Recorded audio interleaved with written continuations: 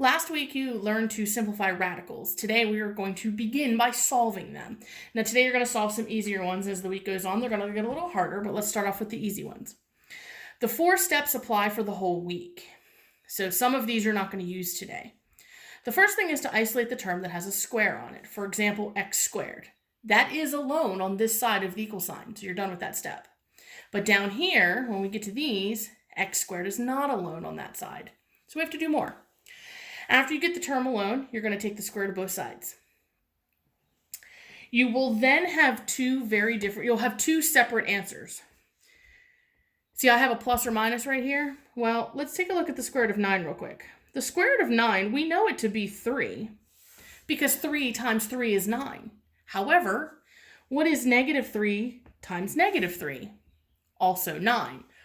So you'll have two answers, and the way we write that, just for simplicity's sake, is plus or minus 3.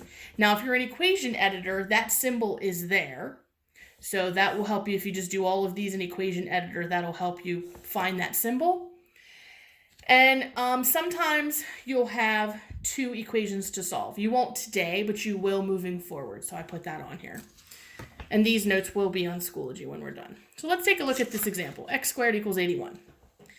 The x squared is by itself. I isolated the term that has the square on it. I'm now going to do step 2, which is take the square root of both sides. So we're going to take the square root of both sides. I expect you to do this on your own paper. A lot of the work, you'll see what I require as far as showing your work when we go through this.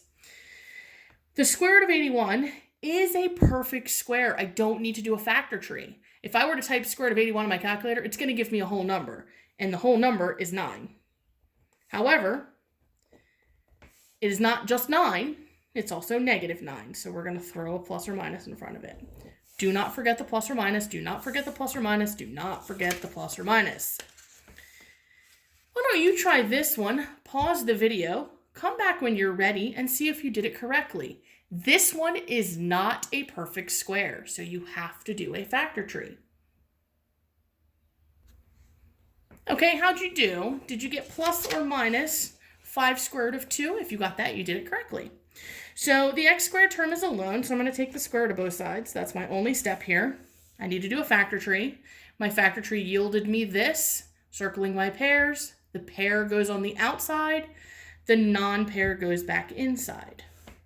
And don't forget the plus or minus. You're going to hear me say that a lot. What do you think I should do for this one? This one's a little different. The x squared is not alone. But how would I get rid of that 1 right there in solving an equation? Go ahead and give it a try. See how far you can get on this one. This one will require a factor tree. So see how far you can get and come back and see if you can do it. All right, welcome back. Let's see how you did. So the first thing I did was I subtracted 1, which got me 12. Then that gets me the x squared by itself. Take the square root of both sides. Factor tree that down because 12 is not a perfect square. You have a pair of 2s and a 3. And so the 2 goes on the outside, the leftover goes inside, and don't forget the plus or minus. If I say it enough, maybe you'll remember it. Take a look at number 13. This one has 2 steps before you get x squared by itself. It's just like solving our 2-step equations. So pause the video, see if you can get as far as you can on this one. I do want to mention right here, most students remember to subtract the 7 first, but then they want to take the square root from right here because that x squared doesn't have anything added to it, but x squared is not alone. You cannot take the square root until that x squared is by itself. So you have one more step to do. See how you did on that. See if you got 2 square roots of 3. Don't forget the plus or minus. So plus or minus 2 root 3. So I got that because I divided, after I subtracted 7, divided by 2, which got me 12. Now I can take the square root of both sides because x squared is alone. Factor tree that down. I squeeze my 2's right there. There's my list. 2 square root of 3. One of the other mistakes I see students do is they put the plus or minus in between the 2 and the square root sign. Don't do that. It goes in the front. So just be careful with that on your formatting. And number 14, pause it, see if you can solve it. It's just like the last one, and the next one will be very similar. So a couple of examples for you to try and see if you can do them correctly on your own. So pause the video, unpause it when you're done. I bet many of you got to here and then got stuck because 5 doesn't have any factors, right? There's nothing that goes into 5. It's a prime number. Anytime you're left with something that doesn't factor or does not have pairs, it could just not have pairs. Like maybe it's 3, 5, and 7. That has no pairs if that was your list. So if your list has no pairs or you can't make a list, your answer is simply plus or minus whatever the original thing under the radical was. In this case, it was a 5. So your answer is simply plus or minus 5. This one may trip you up on the classwork. If you get stuck and aren't sure, send me a message. I'll help you. Now, let's see if you can do the challenge problem. Let's see how many of you remember what to do when you multiply by 1/3 on both sides. Do not get rid of that first. Get rid of the 1 first.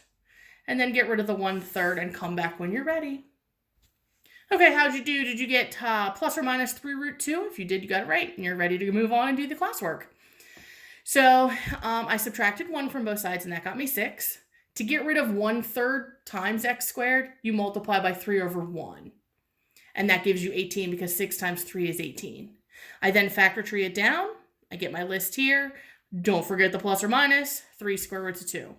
Once again, do not write 3 plus or minus root 2. That is wrong. If you write that, it will be wrong. You're going to see problems like this later, but this is not the time. So now you're ready to move on and do the classwork. Good luck.